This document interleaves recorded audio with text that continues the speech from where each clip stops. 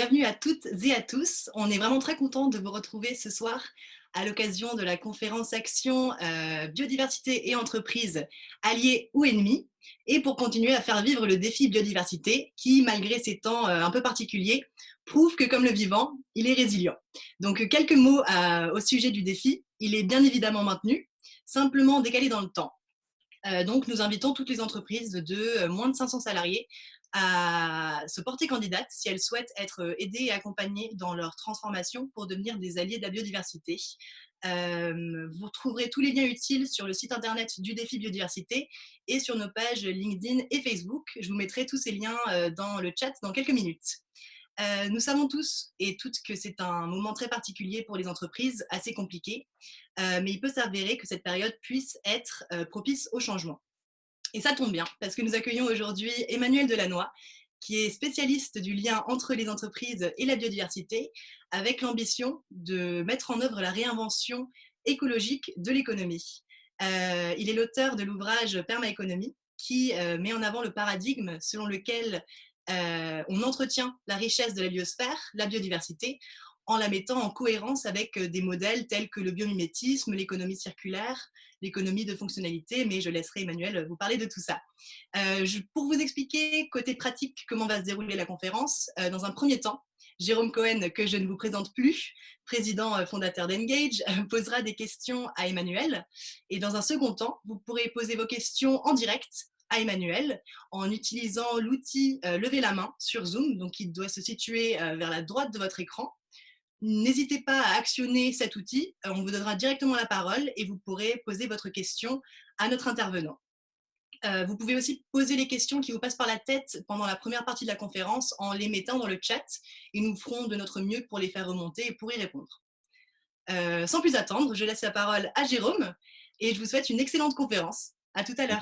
Merci beaucoup Laetitia qui s'occupe de faire vivre avec talent ce défi biodiversité. Merci Emmanuel de nous avoir rejoints et de te prêter à ce jeu qu'on improvise évidemment aujourd'hui de faire ces engage calls, ces conférences actions je dirais, par le biais du digital. On va rentrer directement dans le vif du sujet. Laetitia vous donnera quelques précisions sur les prochaines étapes du défi, tout ce qu'on a inventé en termes d'application, de démocratie participative que l'on va mettre en place dans les prochaines semaines. Du coup, Emmanuel, première question, parce qu'évidemment, on est en pleine crise du coronavirus. Donc justement, qu'est-ce que ce coronavirus nous dit de notre rapport à la biodiversité, tout simplement? Alors, je crois que de toute façon, et vous n'aviez pas attendu la crise du coronavirus pour parler de biodiversité, je pense que la nature nous envoie aujourd'hui de très nombreux signaux, le vivant nous envoie de nombreux signaux. Le corona n'est qu'un le dernier en date, avatar de ces éléments de crise qui vont remonter, de ces signaux qui vont remonter de manière un peu désordonnée. Je pense que ce que ça nous dit, c'est une chose très simple déjà, et c'est que malheureusement, ça matérialise les liens que nous entretenons avec l'ensemble du vivant, et ces liens sont aux enjeux planétaires. C'est-à-dire qu'il n'y a pas que des virus que nous échangeons avec le reste du monde vivant non humain, c'est en permanence tous ces atomes, toutes ces informations qui circulent.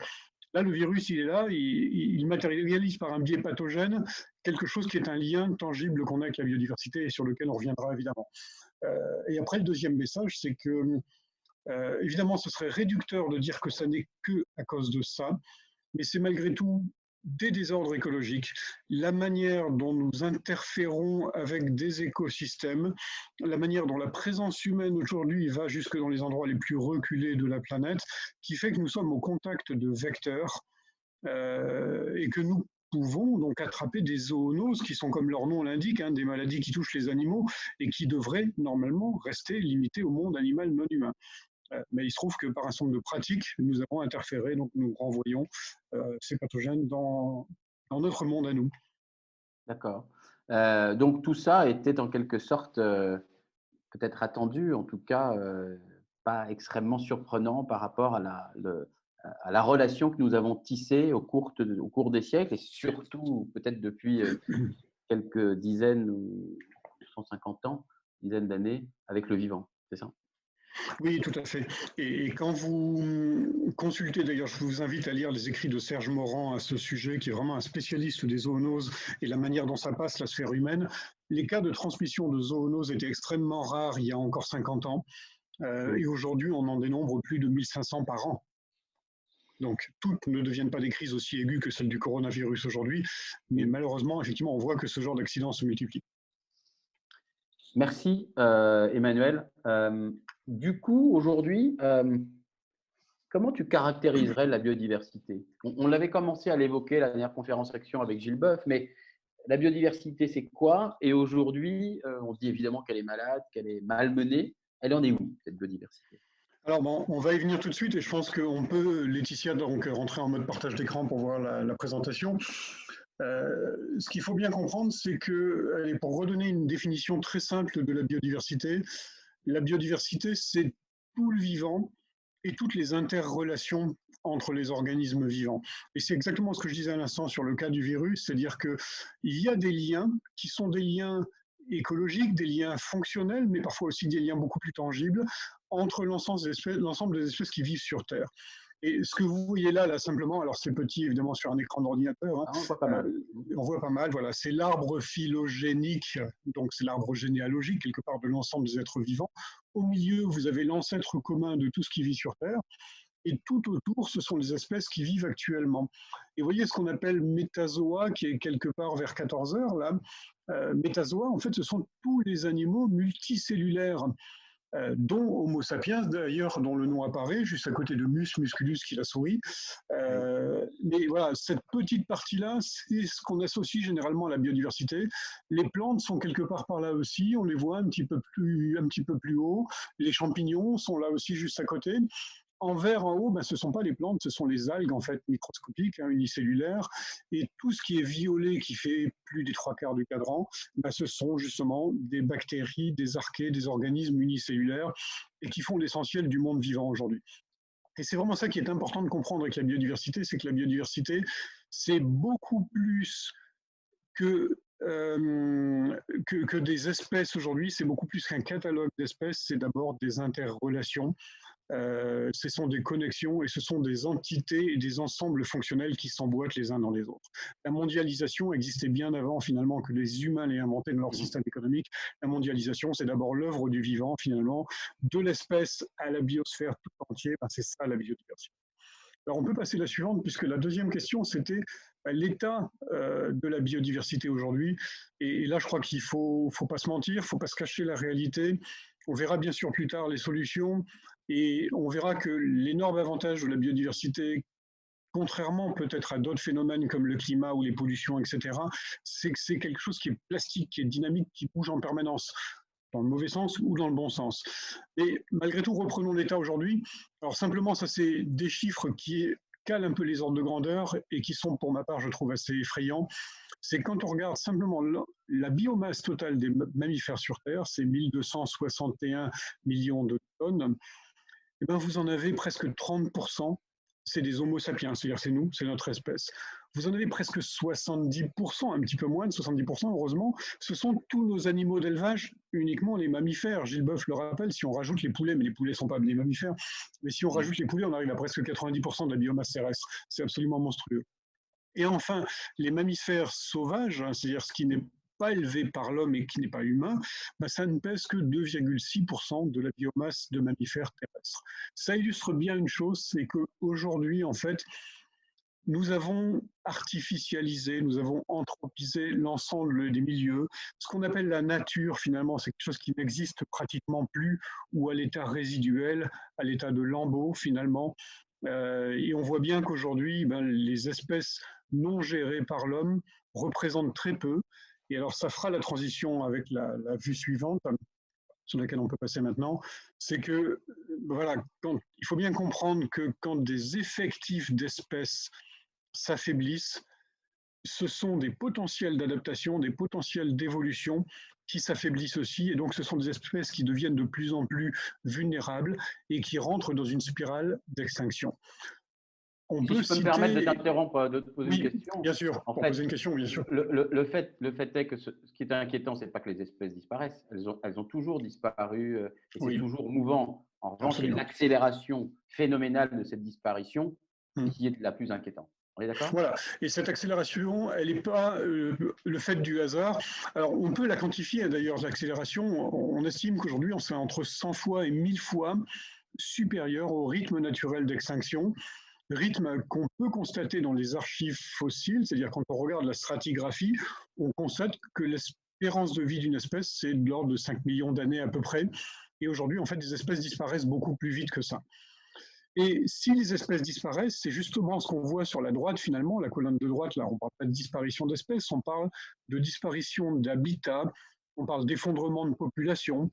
On a par exemple 40%, donc 80% de la biomasse totale des insectes volants qui a été perdue depuis 1970 en Europe de l'Ouest, y compris d'ailleurs dans des environnements protégés. Hein. Simplement le bruit de fond chimique et la disparition des habitats et des ressources alimentaires qui font que les insectes volants disparaissent. Disparaissent pas les espèces, mais les effectifs. Mais donc, comme il y a moins d'individus, les gènes circulent moins et l'adaptation se fait moins bien. Et donc, derrière, on a cette spirale d'extinction.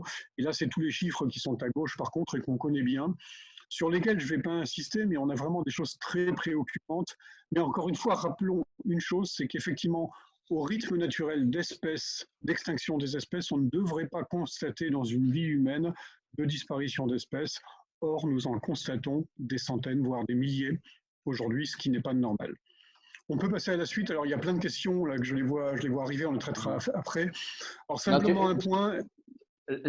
Tu avais parlé d'un arbre tout à l'heure, tu sais, quand tu Oui, as fait cette jolie… C'est l'arbre quoi? Ouais. alors c'est l'arbre phylogénique, hein, donc c'est l'arbre généalogique en fait de l'ensemble des phylums, hein, des embranchements d'espèces. Et sinon, le nom communément donné à cet arbre, c'est The Tree of Life, l'arbre de la vie, si vous voulez en anglais. Hein. Et quand vous googlez ça, Tree of Life, il y a même un site internet interactif sur lequel on peut zoomer sur chacune des branches. C'est extrêmement instructif, je vous recommande vraiment cette visite sur ce type-là, qui est remarquable. Et c'est d'ailleurs un projet open source, un peu sous le format Wikipédia. Tree of Ok, Life. merci. Pardon Emmanuel. Voilà. Ouais. Alors, dernier point, sur le constat, donc sur la biodiversité, on connaît aussi ce schéma hein, donc, qui est dû à Rockstrom et Hall sur un article qui a fait référence dans Nature, qui a été mis à jour il y a quelques années d'ailleurs. Et ce que ça montre simplement, c'est que par rapport aux limites de la planète, il y a 3 domaines où elles sont déjà largement dépassées ces limites, et celle où la situation est la pire, c'est la biodiversité. Mais le problème, c'est que les 2 autres limites, le changement climatique et la perturbation du cycle de l'azote, qui va donc eutrophiser par excès d'apport d'azote dans les milieux humides, eutrophiser les milieux humides, ben ce sont 2 autres phénomènes qui concourent à l'aggravation de l'érosion de la biodiversité. Excuse-moi, ça veut dire quoi eutrophiser? Qu'est-ce que ça veut dire eutrophiser, ça veut dire qu'il y a trop d'azote. Donc l'azote est un nutriment, hein, c'est un aliment, de même que le carbone est un aliment pour le vivant aussi, c'est un constituant de base du vivant. En fait, il y a 4 constituants essentiels, c'est le carbone, l'oxygène, l'hydrogène et l'azote. Et avec ça, vous fabriquez une mouche ou un séquoia géant ou un humain. C'est juste une question d'ADN et d'agencement derrière. Donc de l'azote, c'est normal qu'il y en ait. Du carbone, c'est normal qu'il y en ait. Le problème, c'est que quand on va chercher de l'azote ou du carbone dans le fossile, et on y reviendra juste après d'ailleurs, ben, ça commence à poser un problème parce qu'il y en a trop en circulation et du coup les organismes n'arrivent plus à absorber des telles quantités de carbone et d'azote et ça perturbe l'ensemble des cycles du vivant. Alors on peut passer à la suite éventuellement, enfin il y a une deuxième séquence. Oui, après, j'ai envie de te poser la question qui est en fait, on a du mal, je trouve, à se représenter ce que ça veut dire, cette biodiversité dans nos vies, comment on interagit avec elle. Enfin, tu comprends quel est notre rapport à la biodiversité, puisqu'on en est constitué de la biodiversité, puis on en fait partie aussi. Oui. Donc, voilà. C'est ça la question que j'avais envie de poser. Absolument. Et c'est vrai, là, je suis dans une chambre avec un ordinateur devant moi, avec vous qui êtes à distance, etc. On vit dans des villes qui sont hyper connectées, hyper artificialisées, du béton, du verre, etc. Et on a parfois tendance à oublier un petit peu la dépendance que nous avons vis-à-vis de la biodiversité. C'est pour ça que j'ai remis cette petite phrase de Boris Cyrulnik que j'aime bien, parce que là, évidemment, il parle de sociologie, il explique que chaque individu dans une société n'est lui-même que parce qu'il y a les autres. C'est aussi le concept africain d'Ubuntu, finalement. Nous sommes la somme de nos relations les uns avec les autres. Et c'est ça qui fait les individus. Pour les espèces, c'est pareil. Et il ne faut jamais perdre de vue que l'espèce humaine, elle n'est ce qu'elle est que parce qu'elle interagit en permanence avec des quantités d'autres espèces. On peut passer à la photo qu'il y a juste après, pour rappeler simplement voilà, que tout ce que nous consommons, tout ce que nous mangeons au quotidien vient de la biodiversité. Toute l'eau que nous buvons, elle est passée par des myriades d'organismes vivants, des plus gros aux plus petits, des champignons, des bactéries, encore une fois, etc., qui la rendent potable et qui la font recirculer. Sans les arbres, il ne faut pas oublier que sans les arbres, l'eau s'enfoncerait dans les couches profondes et on n'aurait pas d'eau douce accessible en surface sans l'évapotranspiration permise par les arbres et l'ensemble des végétaux. Et enfin, l'air que nous respirons, évidemment, il est recyclé en permanence et chaque inhalation, finalement, est un cadeau du vivant. Donc la biodiversité, elle est partout, tout le temps, dans nos vies. Et nous sommes, encore une fois, comme tu l'as dit, de la biodiversité. On peut passer à la suivante parce que… Je précise que ce n'est pas du placement produit. On n'a aucun intérêt dans ces marques qui ont été… Oui, d'ailleurs, ce n'est pas forcément des marques très faciles à trouver par chez nous. Alors là, ce n'est pas du placement produit non plus. Enfin, vous avez reconnu le viaduc de Millau. Et ça, c'est simplement pour illustrer un phénomène qui est important, c'est que même ça, même cet ouvrage et même l'immeuble ou la maison dans laquelle vous êtes situé en ce moment, et même votre ordinateur d'ailleurs, il est fabriqué avec des éléments qui ont été produits par de la biodiversité. C'est-à-dire que tout ce qu'il y a là, que ce soit du carbone, du béton, des métaux, tout ça, ça a été produit par des êtres vivants, ça a circulé par des êtres vivants. Et finalement, toutes ces ressources matérielles, minérales que nous utilisons au quotidien à travers notre économie sont des cadeaux, mais des cadeaux des écosystèmes du passé. Donc, c'est en fait un lien que nous entretenons avec une biodiversité fossile issue des âges profonds des aires géologiques. Et nous avons malheureusement entretenu depuis la première révolution industrielle un rapport désynchronisé avec le vivant, puisque c'est dans un vivant fossile que nous allons puiser nos ressources, alors que l'équivalent de toutes ces ressources-là, d'ailleurs, existe dans le vivant contemporain. Et le biais que ça induit, c'est que finalement, notre économie vit dans une forme de corne d'abondance dont on a l'impression qu'elle est inépuisable, alors qu'évidemment, elle ne l'est pas, et qu'un jour ou l'autre, toutes ces ressources-là vont s'épuiser. Pour certaines, on y est déjà, on approche de l'épuisement de certaines ressources physiques. Et donc, le choc est dur parce qu'il va falloir trouver très rapidement des stratégies de substitution que nous n'avons pas anticipées. Et en fait, nous avons rompu avec les cycles du vivant, rompu avec le cycle des saisons, et donc rompu avec la capacité biologique des écosystèmes à supporter nos activités, d'où les phénomènes d'ailleurs dits d'empreinte écologique et de jour du dépassement que tout le monde connaît, qui font que chaque année, à partir du mois de juin maintenant, nous vivons à crédit par rapport à la capacité globale des écosystèmes planétaires. À se régénérer, quoi. Voilà. On peut passer à la suivante. Et oui, pardon, du coup, c'était non, mais, oui. Ouais, mais enfin, du coup, c'est pour moi enfin, c'est ce que là, on avait prévu un peu de se renvoyer la balle comme ça avec Emmanuel, mais c'est vrai que c'est maintenant la question fondamentale, c'est qu'est-ce qu'on peut faire, et ça revient presque à revenir à la question fondamentale enfin, la question qu'on a posée comme intitulé de la conférence, c'est est-ce que les entreprises sont des ennemis de la biodiversité? Est-ce qu'elles peuvent se muer en alliés? Est-ce qu'il y a des solutions, en fait, en quelque sorte? Alors, j'allais dire qu'il y a deux réponses à ça.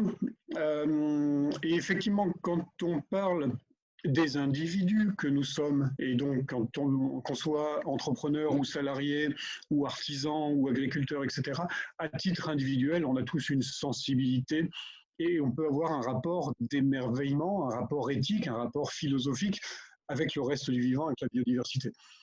Quand on parle d'une entreprise, une entreprise, elle a une raison d'être qui va être parfois strictement matériel, qui va être parfois un contrat social finalement, qui vise à produire des biens ou des services, et dans une logique de rentabilité.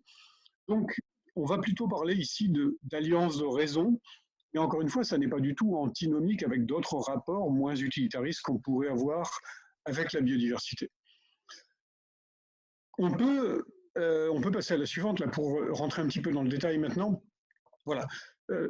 Cette vision utilitariste du vivant, elle se traduit concrètement par quelque chose qu'on appelle les services rendus par les écosystèmes, qui a été popularisé en 2005 par l'ONU d'ailleurs, par le concept d'évaluation des écosystèmes pour le millénaire, le Millennium Ecosystem Assessment en anglais.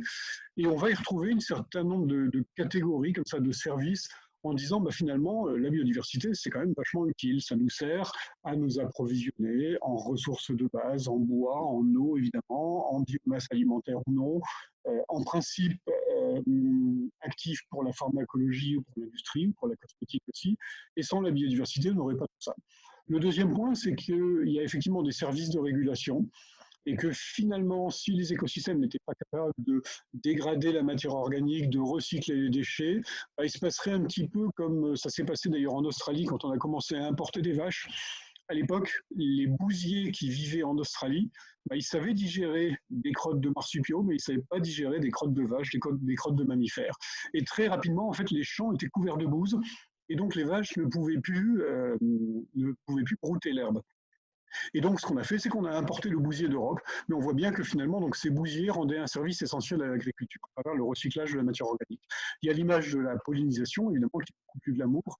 Et donc, avec tout ça, on a fait plein d'évaluations monétaires, et on est rentré dans une approche peut-être un petit peu excessive de monétarisation, de valorisation des services rendus par les écosystèmes. Mais ça a au moins une vertu pédagogique qui est de montrer qu'aujourd'hui, il n'y a pas d'activité économique possible, même les activités touristiques, par exemple, sans biodiversité. On peut avancer, on peut passer à la suivante. Alors, typiquement ça, et c'est une étude que j'ai pilotée donc, en 2016 pour un rapport qui a été rendu donc, à la ministre de l'Environnement de l'époque, qui s'appelait Ségolène Royal, et qui était de dire, mais finalement, la biodiversité, est-ce que c'est juste un truc de gentils rêveurs, ou est-ce que vous pouvez me donner des arguments économiques pour que moi je puisse avoir du poids face à Bercy finalement. Quand on prend des décisions, quand on impose une nouvelle réglementation, est-ce que c'est juste pour embêter tout le monde ou est-ce que c'est finalement dans l'intérêt bien compris de l'ensemble des acteurs économiques et donc de l'ensemble des citoyens du pays?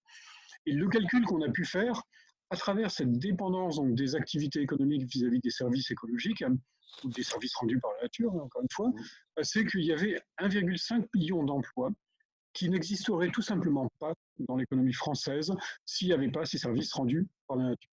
Ces 1,5 million d'emplois, ils correspondent à 250 milliards d'euros de chiffre d'affaires, dont 82 milliards d'euros d'exportation. Donc, on commence à voir que là, ça commence à devenir des gros chiffres. Et le chiffre qu'il y a sur la slide suivante, il est encore plus parlant. Je peux t'interrompre 2 secondes? Oui, bien sûr. Excuse-moi. Quand tu dis parce que le 1,5 million d'emplois dépendant directement de la biodiversité, moi j'avais presque envie, en forçant le trait, de dire en fait, ce n'est pas 1,5, c'est 30 millions. C'est tous les emplois qui demandent de la biodiversité d'une certaine façon. Mais oui, du coup, absolument. C'est quoi le directement? Ça veut dire quoi ce mot?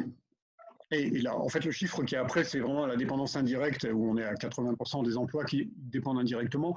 Le directement, ce sont tous les emplois du tourisme. Qu'est-ce que je raconte? Enfin oui, de l'agriculture d'abord, pardon, de la pêche évidemment, de la foresterie, de la cosmétique et de la pharmacie pour les principes actifs qu'on va chercher encore directement dans la nature, mais aussi de la production d'énergie, parce qu'il faut savoir que s'il n'y avait pas le cycle de l'eau et les rivières qui coulent, et la régulation de la qualité des eaux dans les rivières, etc., il n'y aurait pas d'approvisionnement énergétique dans notre pays. Même une centrale nucléaire, elle est refroidie à l'eau des rivières, en règle générale. Donc en fait, on serait face à un énorme problème. Il faudrait fermer toutes les centrales et puis on arrêterait simplement de manger. Donc, comme tu le dis, tout dépend indirectement de la biodiversité puisque tout le monde a besoin de manger et tout le monde a besoin d'énergie. D'où le chiffre de 80%, qui, je suis d'accord, qui vient juste après sur la slide suivante, qui est encore un compromis puisque à l'extrême, on pourrait dire 100%. Et si je disais 100%, on me dirait vous exagérez. Bon, oui, et encore, les commissaires à compte, même les commissaires aux comptes ou les avocats mangent. Et même s'ils ne dépendent pas directement des services rendus par la nature, ils en dépendent indirectement pour l'alimentation. Alors du coup, Emmanuel, c'est quoi la solution? Est-ce qu'on peut rentrer dans les solutions? Oui, absolument. Alors, les solutions, on peut y revenir. Alors déjà, c'est effectivement changer de regard sur la biodiversité, c'est comprendre que la biodiversité, ça peut être un investissement, et un investissement très intéressant. et se dire que finalement, puisqu'on n'est plus sur un rapport négatif à la biodiversité, qui serait de dire finalement les activités humaines impactent la biodiversité. Donc, si on veut faire du bien à la biodiversité, il faut arrêter les activités humaines. C'est pas très valorisant, on est dans une sorte d'impasse si on raisonne comme ça. Si par contre, à l'inverse, on dit la biodiversité à travers les biens et les services rendus par la nature sont nécessaires à l'exercice des activités économiques par les humains, là, du coup, la biodiversité devient un actif, un capital stratégique pour l'entreprise. Et donc, ça devient intéressant de réinvestir dans la biodiversité. Et on le voit à travers les quelques chiffres qui sont là. C'est déjà un secteur, à travers le génie écologique, à travers la connaissance, à travers la gestion et l'entretien des écosystèmes. C'est déjà un secteur qui crée des emplois en France et qui ne demande qu'à se développer. D'ailleurs, c'est un secteur qui est tout récent et très émergent. On peut passer à la suivante. Et voilà, quand je disais changer de regard sur la biodiversité, c'est vraiment ça le constat. Le constat, c'est de dire finalement, tant qu'on en reste à un regard qui est tourné sur les impacts, on ne sait pas trop comment prendre le sujet, à part par la réglementation et une approche un petit peu de type sanction, interdiction, charges supplémentaires pour les entreprises. Alors, à l'inverse, on peut y voir des opportunités économiques, et c'est ce que je viens d'illustrer, c'est ce que je vais illustrer maintenant aussi encore. On peut passer à la suite encore. Et finalement, c'est une question de gestion bien comprise. Là, vous avez une sorte de pyramide finalement de la création de richesse dans la société. C'est par le fait, et on peut le prendre comme ça finalement, qu'il y a un tissu social avec une certaine cohésion, que les gens sont en bonne santé, bien éduqués, etc., qui fait que chaque individu dans la société, donc c'est le deuxième étage, le capital humain, chaque individu peut développer ses compétences, sa capacité à contribuer à l'économie, sa capacité à créer de la richesse, encore une fois, quelle que soit la manière qu'il choisira, s'il en a le choix, de le faire. Ça va créer un capital productif pour les entreprises à travers des actifs matériels et immatériels, des machines, des équipements de production, des infrastructures, mais aussi des brevets, de l'intelligence partagée, de la confiance, des processus, etc. Et tout ça dégage des réserves financières, c'est comme ça que fonctionne l'économie. Et quand on regarde, et on peut avancer un tout petit peu, il y a effectivement des logiques de réinvestissement, on arrête là pour l'instant, qui font que ces réserves sont réinvesties dans le capital productif. Il y a un mécanisme qu'on appelle l'amortissement qui permet d'intégrer dans les dépenses de fonctionnement de l'entreprise le nécessaire réinvestissement dans le capital productif. Et puis ce que font les entreprises, même s'il n'y a pas aujourd'hui de contraintes réglementaires, pour ça, elles réinvestissent dans le capital humain, elles réinvestissent dans la cohésion, dans la confiance, dans la capacité de réagir aux événements, dans l'initiative et donc dans les compétences des humains. Ça, c'est du réinvestissement dans le capital humain. Et il y a aussi un réinvestissement social indirectement à travers l'impôt, qui fait que ce sont bien l'activité des entreprises qui permettent de financer l'ensemble des systèmes de sécurité, d'accès aux soins ou d'accès au savoir et à l'éducation. Il y a un impensé, il manque quelque chose. Voilà, ce qui manque, c'est ce qui est tout en bas de la pyramide, et on peut passer à la suivante, c'est cette notion de capital naturel finalement. On voit bien aujourd'hui que tout ce qui est au-dessus dépend de la capacité des systèmes naturels à supporter l'ensemble des capitaux productifs pour l'entreprise, sauf qu'aujourd'hui, finalement, il n'y a pas de mécanisme de réinvestissement dans le capital naturel, même si ce sont des choses qui commencent à venir, à rentrer. Il y a des expérimentations dont on pourra parler après dans la discussion d'ailleurs, type le fonds de dotation Nature 2050 par exemple, qui est un mécanisme basé sur du volontariat, mais qui permet aux entreprises de réinvestir dans le capital naturel. Alors on peut encore passer à la diapositive suivante. Voilà. L'autre point, et je vois que ça va faire un peu écho avec des questions qui sont posées d'ailleurs, puis vous y reviendrez dans le cadre du défi. Il y a une démarche qui s'appelle le biomimétisme, je ne vais pas rentrer du tout dans le détail, mais c'est de se dire que finalement, quand nous cherchons, nous, humains, des solutions à nos problèmes, y compris nos problèmes économiques, il faut savoir que toutes les réponses, pratiquement toutes les solutions, elles ont déjà été inventées. Pourquoi ? Parce que ça fait 4 milliards d'années que la vie passe son temps à faire des choses qui sont finalement ce qu'on demande aux entreprises de faire aujourd'hui, d'innover, de créer de la richesse, de s'organiser, d'organiser des systèmes complexes et de structurer de la matière première et de l'information. Et tout ça avec le même cahier des charges qui s'impose à nous, qui est le fait qu'il n'y a pas d'autres sources d'énergie réellement renouvelable que le rayonnement solaire et qu'il n'y a pas de possibilité d'importer dans ce système, cette boule bleue qu'on voit là, d'importer de la matière première qui viendrait de l'extérieur, ni d'exporter des déchets.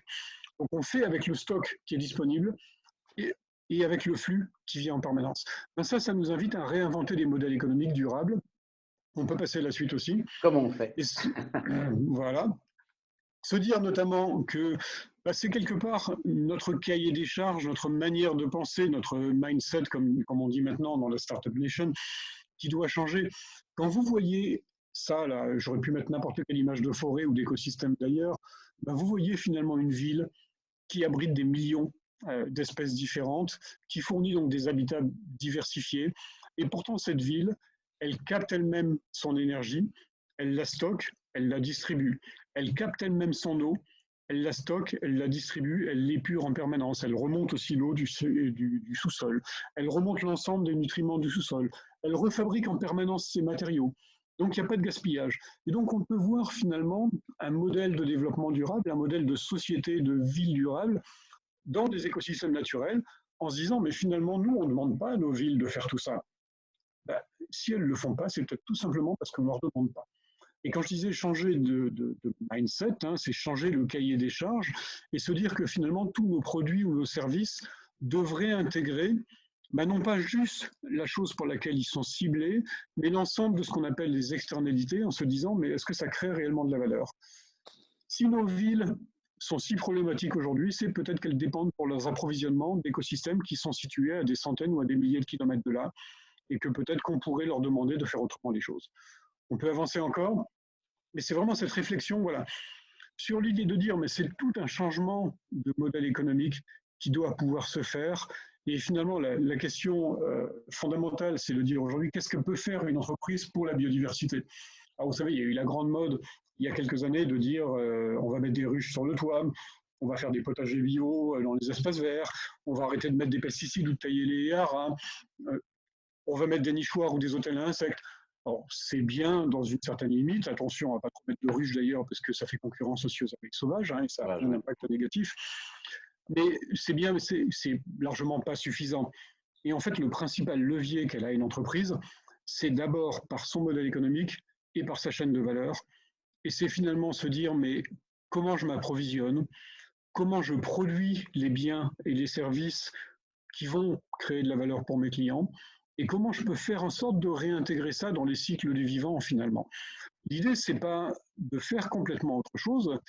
On a besoin, on parle en économie de la fonctionnalité, on a besoin d'un certain nombre de sphères fonctionnelles, ces grandes sphères fonctionnelles qui sont l'habitation, l'alimentation, la mobilité, le fait de se vêtir, le fait de s'informer, etc. Tout ça sont des sphères fonctionnelles qui existent et qui ne doivent pas changer.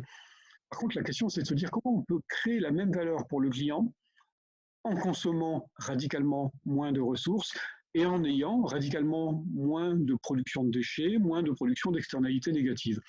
Tout ça, ça repose sur des composantes que j'ai mis là, alors de manière très schématique, qui sont l'écologie industrielle et territoriale, toutes les composantes de l'économie circulaire, les nouveaux modèles économiques à travers l'économie de la fonctionnalité et de la coopération, qui vont permettre de délivrer de la valeur beaucoup plus sobrement et finalement beaucoup plus efficacement vis-à-vis du client. Ça repose sur le biomimétisme qu'on vient d'évoquer rapidement en tant que source d'inspiration. Et finalement, tout ça constitue ce que j'appelle un système perma-économique, donc ce concept de perma-économie, c'est une économie qui doit, Dominique Bourg parle d'économie perma-circulaire aussi, donc c'est une économie qui doit délivrer de la valeur aujourd'hui, tout en créant elle-même les conditions qui fera qu'elle sera capable demain et après-demain toujours de délivrer cette même valeur. C'est exactement la même chose si vous avez un petit potager en permaculture ou si vous connaissez un peu les principes de la permaculture.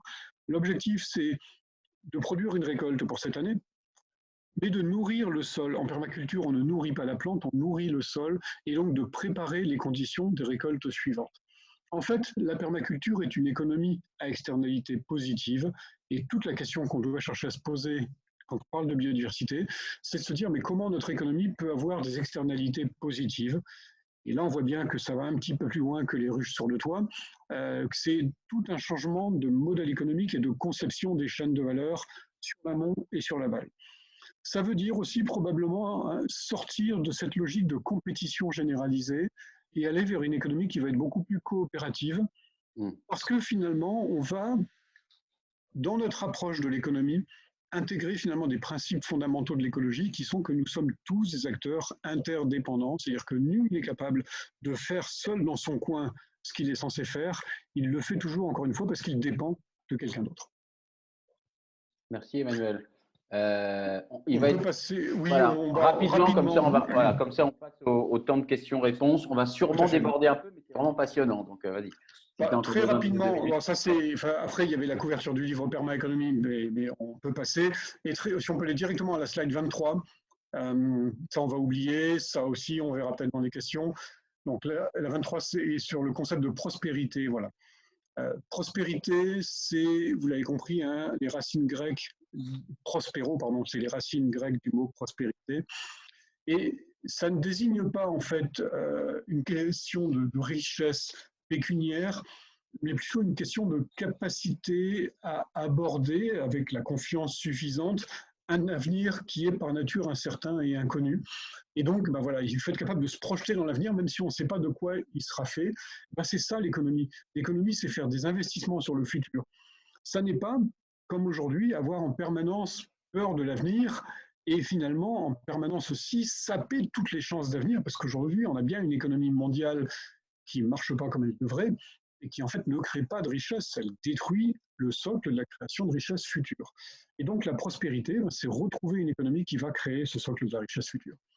Et on peut laisser le temps aux questions maintenant, je vois qu'il y en a plein qui sont il y en a plein. J'en ai une première que je vais poser, qui est posée par, je ne sais plus qui l'avait posée, peut-être Elsa, je ne suis plus sûr, qui disait, pour lancer le débat en fait, est-ce que cette notion que tu mets en avant d'opportunité économique n'est-elle pas finalement en contradiction avec la notion même de biodiversité et du vivant? Parce qu'on remet cette notion d'opportunité, de rentabilité, de recherche de profitabilité, donc de système assez classique, alors qu'on voudrait inventer autre chose.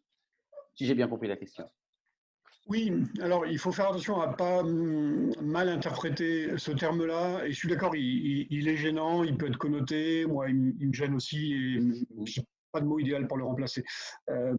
Si je pourrais parler de niche écologique simplement, se dire qu'effectivement, dans les écosystèmes, les espèces sont elles aussi opportunistes. Quand une espèce prospère, se développe en population, en biomasse, en diversité, etc., c'est qu'elle a trouvé sa niche écologique. Mais je crois qu'aujourd'hui, il faut que les entreprises trouvent leur niche écologique. Et parfois, ça se fait beaucoup plus par des stratégies d'alliance ou parfois par des stratégies de diversification. Mais en tout cas, effectivement, ça n'est pas en détruisant son environnement. Un des principes du vivant, on le dit comme ça en biomimétisme d'ailleurs souvent, c'est de dire mais finalement les espèces ne souillent pas leur nid. Aucune espèce ne détruit elle-même ses capacités d'habitat futur. D'accord. On va passer à la partie questions-réponses. Donc, ce que je vous invite à faire, si vous ne connaissez pas le petit tip, c'est de lever la main, de vous appuyer sur un petit, une petite icône où vous pouvez lever la main si vous avez une question à poser à Emmanuel. Donc, il y en a eu plein, mais là, vous pouvez le faire en direct. Comme ça, on vous verra apparaître. Vous pourrez poser les questions directement. En attendant d'avoir une première main qui se lève, il y a une question intéressante. Il y a une question qui vient d'être posée, qui était posée autrement d'ailleurs sur la question des leviers. Oui, c'est vrai, c'est posé 2 fois. Ouais. Voilà, donc on peut la traiter tout de suite. Il y en a plein des leviers. Moi, je ne crois pas à un levier unique et magique. Je crois qu'il y a une espèce de convergence entre ce qu'on appelle assez couramment les approches ascendantes et descendantes, hein, ou top-down et bottom-up. Donc, je crois beaucoup aux initiatives et aux alternatives qui émergent parce qu'il y a des demandes locales. Et puis, il y a aussi des cas où de temps en temps, il faut de la régulation, il faut des changements de conditions, et ça vient d'en haut. Mais ça ne vient d'en haut que parce qu'il y a une demande citoyenne. Donc, effectivement, les deux se rejoignent. Un levier fort sur lequel j'insiste toujours, et ça fait 15 ans hein, que beaucoup d'économistes alternatifs le proposent, que beaucoup d'associations le demandent aussi, c'est ce qu'on appelle l'inversion des régulations fiscales. C'est de dire, mais finalement, aujourd'hui, la fiscalité des entreprises contribue à accélérer cette espèce de fuite en avant vers une course à la productivité sur le travail. C'est-à-dire qu'on a une économie qui crée de moins en moins d'emplois en proportion de la valeur créée et qui est de plus en plus prédatrice en ressources.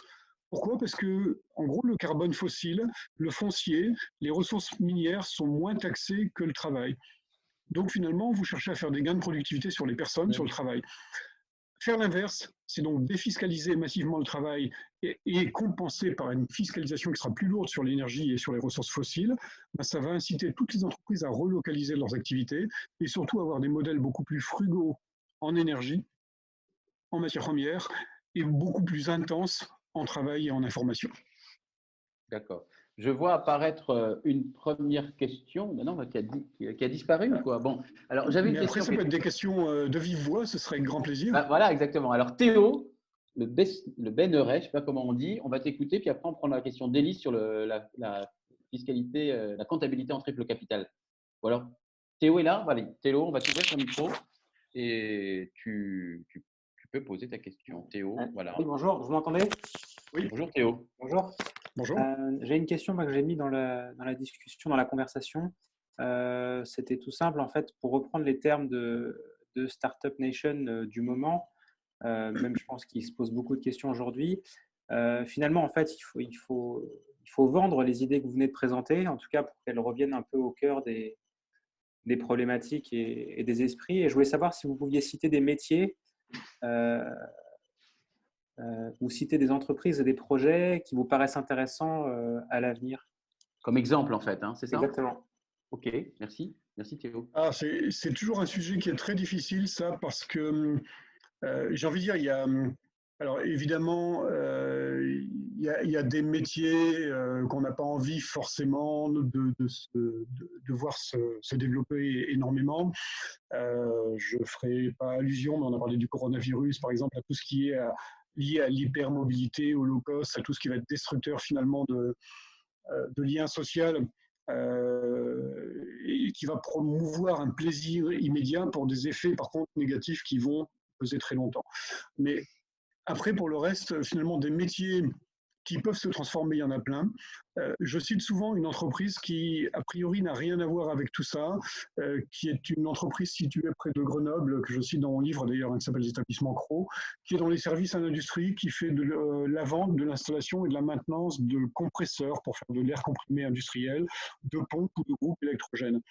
Mais en fait, ils ont progressivement basculé vers un modèle qui est quasiment aujourd'hui un modèle de type perma-économique, en changeant d'abord de modèle économique et à travers l'économie de la fonctionnalité, en fait, en vendant une performance d'usage. Et donc, ils ont dissocié la valeur qu'ils pouvaient créer de la quantité de matériel qu'ils vendaient. Et donc, on a une désintensification énergie et matières premières du modèle économique. Derrière, ça a entraîné des changements d'organisation et donc de gouvernance, donc de responsabilisation de chacun, et un changement d'organisation aussi dans la relation client, c'est-à-dire que finalement, il n'y a plus le commercial déconnecté du reste qui vend un truc et les autres derrière débrouillez-vous pour faire. Non, il y a des équipes intégrées dans lesquelles le technicien de maintenance, c'est-à-dire celui qui sait comment ça se passe chez le client, etc., a autant de poids que le commercial, que le directeur financier. Donc ça change vraiment toute l'organisation et toute la hiérarchie sociale au sein de l'entreprise. Donc ça, c'est un point important, c'est qu'il n'y a pas de secteur qui peuvent vraiment différencier. Je connais dans le secteur du tourisme des coopératives, donc avec une gouvernance complètement horizontale et avec vraiment un intérêt à changer les modèles dans le tourisme par rapport à ce qui se fait aujourd'hui. Donc ça se fait dans tous les secteurs. Ce que tu dis, ce qui est intéressant, c'est aussi que finalement, on voit que toutes ces notions, la biodiversité, mais aussi la question climatique ou de la question finalement de la transition, sont énormément liées aux questions de gouvernance et que c'est cette approche systémique, transdisciplinaire qui est fondamentale si on veut aborder différemment les choses. Oui. J'avais peut-être un exemple avec l'entreprise 1083 qui a prouvé d'une certaine façon qu'on pouvait faire en France des jeans différemment et sans avoir d'externalités négatives, au contraire. Donc, il y a aussi des exemples d'entreprises qui naissent avec cette envie-là. Je vais prendre la question d'Élise, si vous voulez bien. Je ne sais pas qui fait ça, Laetitia ou Laura. Élise, je crois que ton micro est ouvert. Oui, absolument, Élise. Bonjour. Vous parliez de fiscalité et justement, je voulais savoir si des initiatives comme la comptabilité en triple capital, qui est une comptabilité qui est prônée par certaines organisations comme Ferme d'Avenir et qui prend en compte le capital économique, humain et écosystémique. Est-ce que pour vous, c'est le genre d'outil qui peut être utile et qui peut aller dans le sens qui peut être un levier vers cette réconciliation dont vous parlez? Alors, ce sont des outils intéressants. Je ne ferai pas forcément reposer une assiette fiscale sur ces outils-là. C'est-à-dire, ce sont, à mon avis, des outils intéressants pour comprendre ce qui se passe, pour mesurer ce qu'on ne mesure pas aujourd'hui. Le problème, vous l'avez compris, c'est que quand on mesure des choses qui ne sont pas comparables, quand on mesure de la connaissance, de la confiance, du lien social, de la capacité de fixation du carbone ou de l'azote par les écosystèmes, et quand on mesure des productions ou de l'obsolescence, de l'usure d'un capital productif à travers l'amortissement, on a des choses qui ne vont pas être comparables à la fin. Et le risque, ce serait d'avoir un indicateur monétaire unique qui remette tout à plat et qui finalement nous fasse perdre toute la richesse qui a été produite par ces approches-là. Donc je pense qu'il faut garder ces approches de comptabilité en triple capital pour la richesse informationnelle qu'elles apportent, mais surtout pas en faire quelque chose qui produirait un indicateur unique, qu'il soit monétaire ou non. Et pour la fiscalité, justement, ce que je proposais tout à l'heure, quelque chose qui est très simple, c'est de dire, mais finalement, on paye, les entreprises payent des taxes, et les citoyens payent des taxes sur tout ce qu'on achète. Simplement, et on le voit d'ailleurs, hein, les taxes sur les produits alimentaires sont un peu moins élevées que sur les produits dits de luxe, etc. Donc il y a déjà une sorte de fiscalité à plusieurs niveaux, plus ou moins incitative, etc. Chose d'ailleurs dont les ultralibéraux ne veulent pas entendre. Et de dire qu'on peut avoir une fiscalité dite pigouvienne, c'est-à-dire une fiscalité dont l'objectif est d'orienter les comportements, c'est quelque chose sur lequel on n'a pas encore appuyé sur tous les leviers. Et encore une fois, défiscaliser le travail, c'est une vieille revendication du MEDEF en plus, donc tout le monde devrait être d'accord avec ça. Sauf que la contrepartie, c'est de dire très bien, on défiscalise le travail, mais tout ce qui est consommation de ressources non renouvelables, que ce soit énergie, matière ou même le foncier, ça c'est fiscalisé. Et c'est fiscalisé beaucoup plus et ça va compenser. Et c'est ça qui va financer finalement des systèmes de solidarité sociale, d'accès aux soins, à l'éducation, etc., qui sont aujourd'hui financés par la fiscalité sur le travail. On peut aller plus loin, hein, parce qu'il y a même des choses où on peut se dire, par exemple, sur l'usage du foncier, aujourd'hui, finalement, on est dans une approche où on aurait une sorte de plein et de vide. Et dans l'esprit des aménageurs du territoire, des urbanistes, etc., l'espace urbain, il est plein, et l'espace naturel, il est vide. Ce serait une sorte de Far West à conquérir.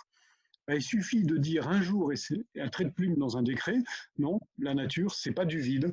La nature, c'est quelque chose qu'on peut sanctuariser et on n'intervient plus et on n'artificialise plus aujourd'hui.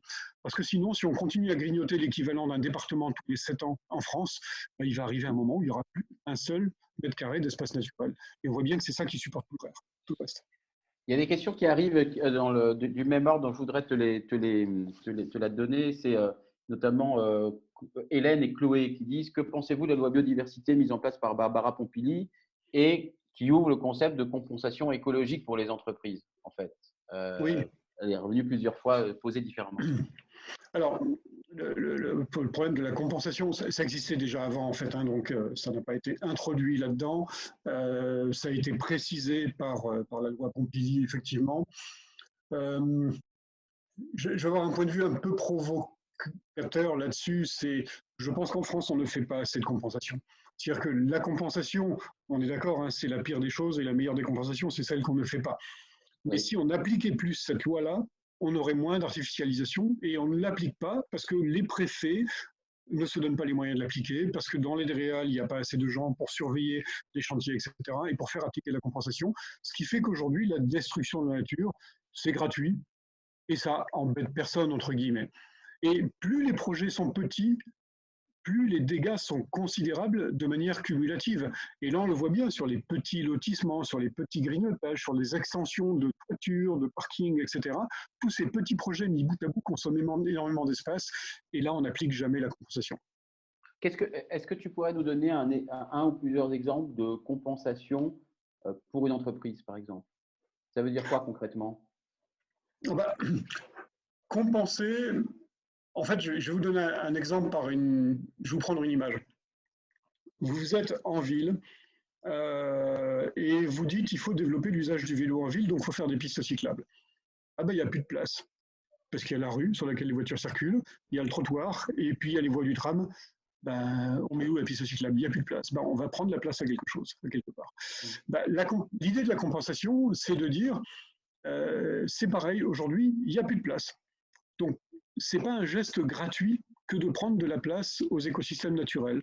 Et donc, finalement, si ça revient aussi cher de prendre de la place sur un espace non aménagé, naturel entre guillemets, ou sur un espace qui est déjà urbanisé, eh ben, on va petit à petit orienter, et ça peut être complété par des mesures réglementaires, c'est-à-dire des interdictions évidemment, mais déjà le levier fiscal, et la compensation est une forme de levier fiscal, le levier fiscal qui met tout au même niveau de coût, ça a déjà un levier incitateur à dire, ben oui, peut-être que plutôt que d'agrandir le parking, ben non, finalement on ne va pas l'agrandir, ou alors on va faire un parking sur le toit. Ou plutôt que de faire une ferme solaire, tiens, puisqu'on met des fermes solaires sur des terres agricoles aujourd'hui, ben non, on va les mettre sur les toits des bâtiments, où on va couvrir les parkings existants, où on va couvrir les rocades et les ronds-points. Ça fera de l'ombre, tout le monde sera content en plus, plutôt que d'artificialiser encore plus d'espaces qui n'ont pas été artificialisés. Donc il y a effectivement ces deux leviers-là. Et la compensation, c'est pas aussi, par exemple, si j'artificialise un terrain pour faire quelque chose, je dois aller dans l'autre sens. Il y a aussi ça quand même, non? Oui, tout à fait. Mais donc du coup, en fait, aller dans l'autre sens, ça veut dire, et ça a un coût, ça veut dire restaurer un écosystème équivalent qui a déjà été dégradé. Ça peut aussi être, pourquoi pas, de l'aide à la conversion des modèles agricoles, c'est-à-dire que de passer d'un modèle agricole intensif, et donc industriel, hein, dans lequel il y a une seule espèce sous perfusion, etc., et puis de dire on passe ça en permaculture ou en agroforesterie, ben on va régénérer de la capacité biologique. D'accord. Je prends la question de Florence. Hélène pose sa question peut-être par écrit, peut-être que c'était pour aller plus loin dans la question que tu avais voulu poser. Florence, est-ce qu'on peut avoir Florence? Non? Ah si, elle arrive. Voilà, un peu de patience, Florence arrive. Question courte, réponse courte, on arrive presque à la fin. Même si on déborde de 5 minutes, on est quand même presque à la fin. Là. Florence a du mal à arriver, c'est ça? Il y a un problème avec Florence? On a perdu Florence. Bon. Florence est là? Non, sinon on va prendre la question de Nathalie, on prendra la question de Florence après du coup. Nathalie, est-ce qu'on peut prendre ta question? Merci. Vous m'entendez? Oui, Nathalie. Bonjour. Absolument. Bonjour.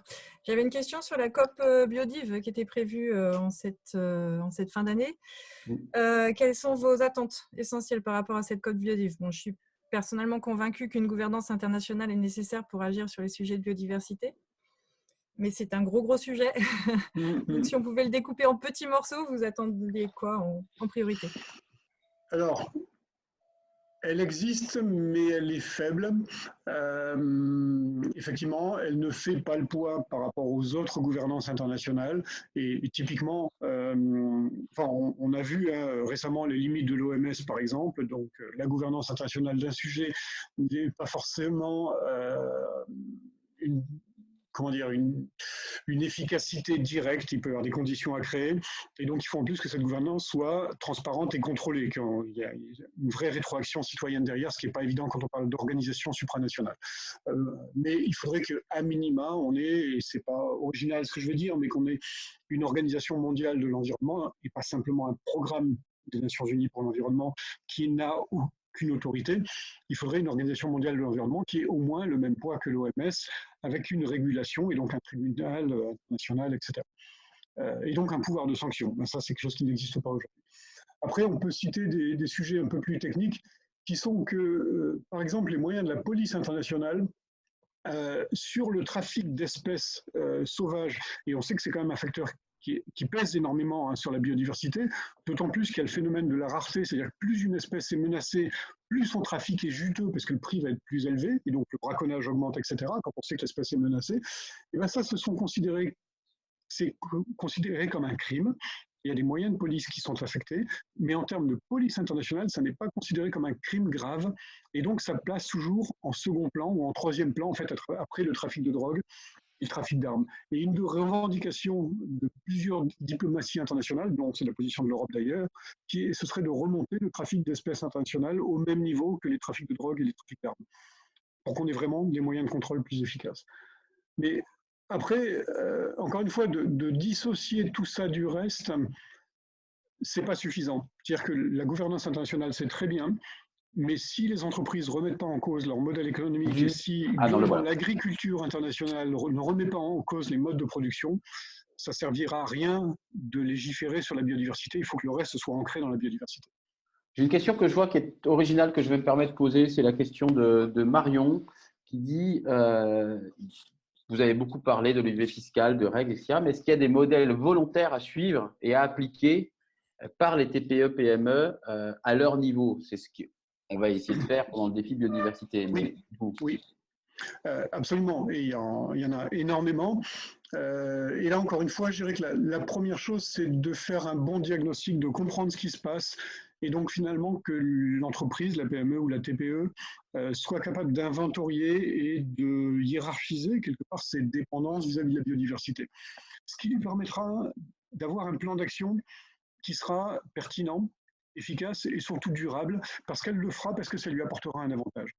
Et c'est là que ça devient vraiment intéressant, c'est se dire finalement, je vends des produits ou des services à mes clients qui peut-être aujourd'hui ont un impact négatif sur la biodiversité, mais qui peut-être demain pourraient avoir un impact positif sur la biodiversité, ou j'achète des produits ou des ressources en amont, donc à mes fournisseurs, et peut-être que les prestations de mes fournisseurs ont un impact négatif sur la biodiversité, bah c'est autant de leviers d'action que je peux avoir. C'est-à-dire que le levier d'action de l'entreprise, il ne se limite pas à ce qui se passe à l'intérieur de ses bureaux ou de ses ateliers, c'est sur l'ensemble de sa chaîne de valeur qu'elle a des leviers d'action et ça peut du coup aller beaucoup plus loin et là ça devient très pertinent. Alors, il y aurait des tas d'exemples à citer. Les plus faciles, évidemment, c'est quand vous êtes dans une activité économique qui a un lien direct avec un approvisionnement d'un ingrédient naturel, que ce soit l'alimentation, le textile ou la cosmétique, ben vous travaillez sur vos sources d'approvisionnement et puis vous revoyez la chaîne de valeur de manière à ne pas avoir d'impact amont. Mais on peut aussi se dire que certains de vos produits vont avoir, à travers l'utilisation, vont en faire vos clients, des impacts négatifs. Et ça, d'apporter des réponses concrètes à vos clients là-dessus, ça va être très positif aussi. Merci. J'avais juste Vanessa qui réagit à ce que tu avais dit avant en disant eh bien, finalement, il faudrait créer un Interpol de la biodiversité. Ça, c'est marrant. Alors, en fait, Interpol s'occupe déjà des questions de biodiversité. Et simplement, c'est ce que j'expliquais, c'est que ce n'est pas une question prioritaire. Donc, Interpol s'occupe d'abord du crime organisé, de la mafia, et donc trafic de drogue, etc. Trafic d'humains, évidemment. Hein. Je ne vais plus pouvoir prendre de questions parce qu'on va devoir s'arrêter là pour s'arrêter dans le temps et gardien du temple du temps, hein, c'est mon rôle aussi.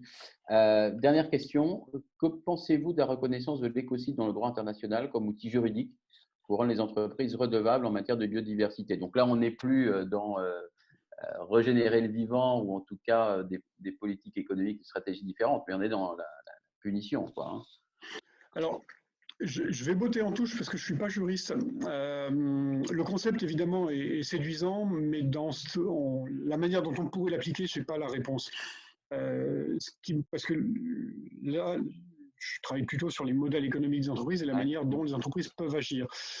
Évidemment, et je l'ai dit, il y a des instruments qui vont être des actions volontaires et les entreprises vont pouvoir détecter des opportunités, excusez-moi encore, en tout cas des nouvelles niches écologiques si vous préférez, dans lesquelles elles vont pouvoir prospérer, parce qu'une entreprise elle doit prospérer sans nuire à son environnement et au reste du vivant. Il va y avoir évidemment des leviers réglementaires où il va falloir mettre des garde-fous, des interdits, etc. Il y a des choses qui sont autorisées aujourd'hui, qui seront interdites demain. Et ça a toujours été comme ça, et c'est la marche normale des choses. Et puis, il y a effectivement ce levier juridique, mais je ne suis pas forcément pour une juridiciarisation extrême de l'ensemble des affaires, parce que d'abord, ça ralentit les procédures, ça enrichit les avocats, c'est compliqué à mettre en œuvre et à appliquer, mais finalement, peut-être que le droit existant, il suffit largement aujourd'hui, et que déjà, si on appliquait rien que le droit, mais tout le droit, on ferait pas mal de choses qu'on ne fait pas aujourd'hui, parce qu'on n'applique pas, faute de moyens, le droit existant. Merci Emmanuel. Petite question, c'est le nom de l'entreprise à Grenoble, elle s'appelle Cros, elle s'appelle comment? Les établissements André Cros. Ça s'écrit comment? C'est pas un K, c'est un C. CROS. CROS, on ira en traiter. On va devoir s'arrêter là sur la question-réponse. J'invite Laure à m'expliquer, à me donner des leçons de droit, puisqu'apparemment j'ai étalé un mauvais cliché sur les juristes. Ah bah, ça, c'est Laure Joly.